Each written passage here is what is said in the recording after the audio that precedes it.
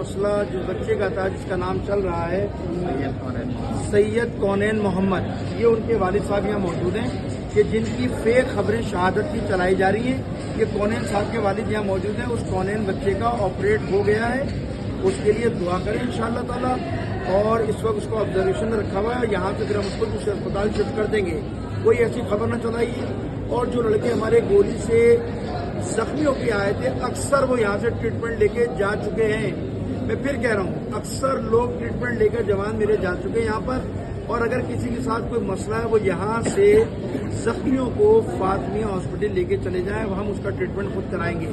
لہٰذا اس وقت صورتحال یہ ہے کہ کوئی پینک نہیں پھیلنا چاہیے، کوئی غلط خبر نہیں کہ جس سے شہر کی فضا خراب ہو، شہر کے اندر جو ہے ایسی صورتحال پیدا ہو جائے کہ جو سنبھالنے میں نہ آئے.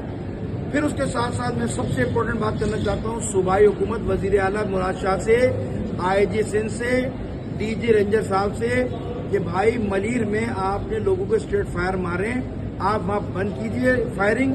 اس کے ساتھ ساتھ لائٹیں جلائیے. علماء کرام وہاں امن و امان کو بحال کرنا جانا چاہتے ہیں، لیکن جو صورتحال وہاں پر ہے یہ قابل قبول نہیں ہے. لہٰذا میں ڈی جی رینجر صاحب سے، وزیر اعلیٰ سندھ صاحب سے، آئی جی سندھ صاحب کو کہتا ہوں کہ نہتے شہریوں پہ اس وقت صورتحال آپ نے رواں رکھی ہے. دھرنے میں جو بیٹھے تھے، اس کے بعد آپ کی غلط اقدام کی وجہ سے یہ فضا پیدا ہوئی ہے. اس کو روکیے. علماء کرام اپنا مثبت رول کرنے کے لیے تیار ہیں. ملیر کی صورتحال پھر کہہ رہا ہوں، ملیر کی صورتحال تشویشناک ہے. علماء کرام سے ہمارے رابطے ہوئے ہیں.